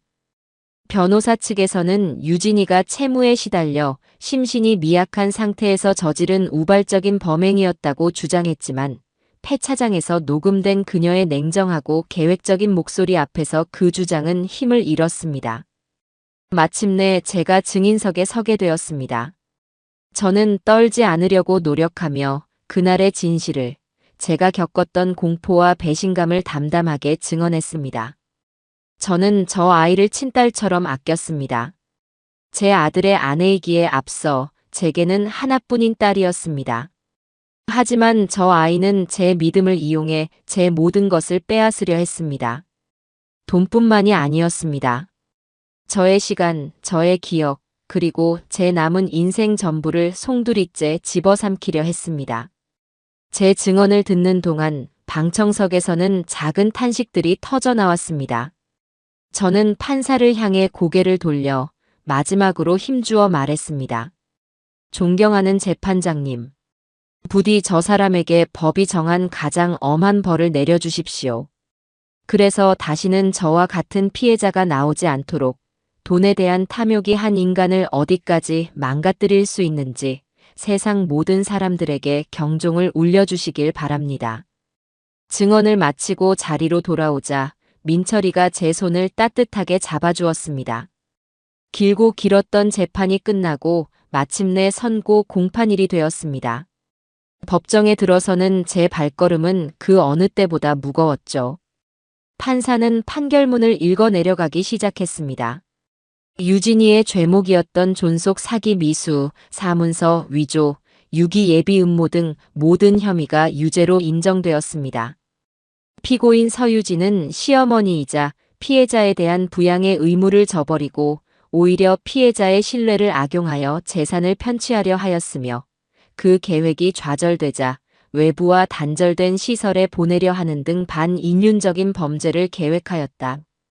범행 수법이 매우 치밀하고 죄질이 극히 불량하며 피고인이 반성의 기미를 보이지 않는 점 등을 고려하여 피고인 서유진에게 징역 12년을 선고한다. 징역 12년. 그 선고를 듣는 순간 유진이는 악 하는 비명을 지르며 법정 바닥에 쓰러져 오열했습니다. 공범이었던 레카 기사는 징역 7년을, 은행원 김대리는 집행유예를 선고받았죠. 저는 눈을 감고 길게 숨을 내쉬었습니다. 기쁘거나 통쾌한 감정보다는 모든 것이 끝났다는 깊은 안도감이 밀려왔습니다. 길고 어두웠던 터널을 마침내 빠져나온 기분이었어요. 재판이 모두 끝나고 며칠 뒤 저는 민철이에게 말했습니다. 민철아, 우리 절에 가자. 그날 가려고 했던 그 절 말이다. 저희는 그날의 악몽을 떨쳐내고 새로운 시작을 다짐하기 위해 조용한 사찰을 찾았습니다. 산사의 고즈넉한 풍경 속에서 저와 민철이는 오랜만에 편안한 대화를 나누었습니다. 엄마, 정말 죄송해요. 제가 그런 여자를 아내라고 집에 들여서 엄마가 이 모든 끔찍한 일을 겪게 만들었어요. 민철이는 깊은 죄책감을 느끼고 있었습니다. 저는 그런 아들의 손을 잡으며 말했죠. 아니다. 그건 내 잘못이 아니야. 사람의 마음속까지 들여다볼 수 있는 사람은 세상에 아무도 없단다. 중요한 것은 우리가 이 시련을 함께 이겨냈다는 거야. 이번 일을 겪으면서 엄마는 내가 얼마나 든든하고 지혜로운 아들인지 다시 한번 깨달았단다. 고맙다, 아들아. 저희는 서로의 상처를 보듬고 앞으로는 더 서로를 믿고 의지하며 살아가자고 약속했습니다. 그날 절에서 올린 기도는 더 이상 불행이 찾아오지 않게 해달라는 기도가 아니었습니다. 어떤 시련이 오더라도 지금처럼 함께 이겨낼 수 있는 용기와 지혜를 달라는 기도였어요. 산사를 내려오는 저희의 발걸음은 그 어느 때보다 가볍고 희망에 차 있었습니다. 그렇게 몇 번의 계절이 흘렀습니다. 유진이라는 이름은 저희의 삶에서 완전히 지워졌고 그 아이가 남기고 간 상처는 시간이 흐르며 서서히 아물어갔습니다. 제 삶은 완벽한 평온을 되찾았어요. 민철이는 이번 일을 겪으며 한층 더 성숙하고 책임감 있는 어른이 되었습니다. 아들은 더 이상 제게 마냥 어리광을 부리는 아들이 아니었고 저 또한 아들에게 모든 것을 의지하는 늙은 어머니가 아니었습니다. 저희는 서로의 인생을 존중하는 가장 든든한 동반자이자 친구가 되었죠. 저는 이전보다 더 제 삶을 적극적으로 가꾸기 시작했습니다. 그동안 미뤄왔던 운동도 시작하고 동네 문화센터에서 서예를 배우기도 했어요. 새로운 친구들을 사귀고 웃음을 되찾으면서 저는 제 인생의 주인이 바로 나 자신이라는 평범한 진리를 매일같이 되새겼습니다. 그러던 어느 날 민철이가 저녁 식사를 하며 조심스럽게 말을 꺼냈습니다. 엄마, 드릴 말씀이 있어요. 무슨 일이니? 만나는 사람이 있어요. 아들의 말에 저는 잠시 숟가락을 내려놓았습니다. 또다시 누군가를 며느리로 받아들여야 한다는 생각에 아주 잠깐이지만 과거의 악몽이 스쳐 지나갔습니다. 제 표정을 읽은 민철이가 곧바로 덧붙였죠. 걱정하시는 거 알아요, 엄마. 그래서 저도 정말 오랫동안 고민하고 신중하게 생각했어요. 아주 좋은 사람이에요. 화려하거나 돈이 많은 사람은 아니지만 마음이 정말 따뜻하고 정직한 사람이에요. 며칠 뒤 민철이는 그 여자를 집으로 데려왔습니다. 제 앞에 마주 앉은 여자는 화장기 없는 수수한 얼굴에 선한 눈매를 가진 참 단아한 인상이었습니다. 그녀는 제게 정성껏 말린 곶감과 따뜻한 차를 선물하며 떨리는 목소리로 자신을 소개했어요. 유치원 교사라고 했습니다. 아이들을 가르치는 사람이라 그런지 그 말과 행동에는 꾸밈없는 진심과 따뜻함이 배어 있었죠. 저는 그 여자와 1시간 남짓 이야기를 나누며 민철이가 왜 그토록 신중하면서도 확신에 차 있었는지 알 수 있었습니다. 그녀는 재산이나 배경 같은 것에는 전혀 관심이 없었어요. 오로지 민철이라는 사람 자체를 사랑하고 아들의 아픔까지도 보듬어줄 준비가 되어 있는 속이 깊은 사람이었습니다. 저는 그날 두 사람의 결혼을 흔쾌히 허락했습니다. 1년 뒤 민철이는 그 여자와 소박하지만 행복한 결혼식을 올렸습니다. 저는 새며느리의 손을 꼭 잡아주며 말했어요. 아가, 우리 집에 와줘서 정말 고맙다. 앞으로는 진짜 딸처럼, 친구처럼 지내자꾸나. 새며느리는 제 말에 눈시울을 붉히며 고개를 끄덕였습니다. 그 모습을 지켜보는 민철이의 얼굴에는 지난 몇 년간 볼 수 없었던 진심으로 행복한 미소가 걸려 있었죠. 어느 주말 저녁이었습니다. 저와 아들 내외는 거실에 모여 앉아 새며느리가 정성껏 끓인 따뜻한 대추차를 마시고 있었습니다. 갓 태어난 손주가 제 품에 안겨 새근새근 잠들어 있었고 텔레비전에서는 재미있는 예능 프로그램이 흘러나오고 있었죠. 집 안에는 은은한 대추 향과 함께 가족의 따뜻한 온기와 웃음소리가 가득했습니다. 저는 잠든 손주의 포동포동한 뺨에 살짝 입을 맞추며 창밖의 고요한 밤하늘을 바라보았습니다. 문득 그날의 아찔했던 기억이 떠올랐어요. 앞뒤 번호판이 달랐던 그 흉측한 택시. 만약 민철이가 아니었다면 지금의 이 평화와 행복은 결코 존재하지 않았을 겁니다. 길고 긴 악몽과도 같았던 시간이었지만 그 시련이 있었기에 저희는 진정한 가족의 의미를 깨닫고 지금의 소중한 행복을 더욱 감사히 여길 수 있게 된 것일지도 모릅니다. 진정한 복수는 악인을 파멸시키는 것에서 끝나는 것이 아니었습니다. 그 모든 상처를 이겨내고 우리가 더 단단해지고 더 완벽하게 행복해지는 것. 그것이야말로 제가 그들에게 날릴 수 있는 가장 통쾌하고 완벽한 복수라는 것을 저는 깨달았어요. 제 품에 안긴 손주의 온기를 느끼며 저는 조용히 미소 지었습니다. 저희 집에는 비로소 진짜 봄이 찾아온 것이었습니다.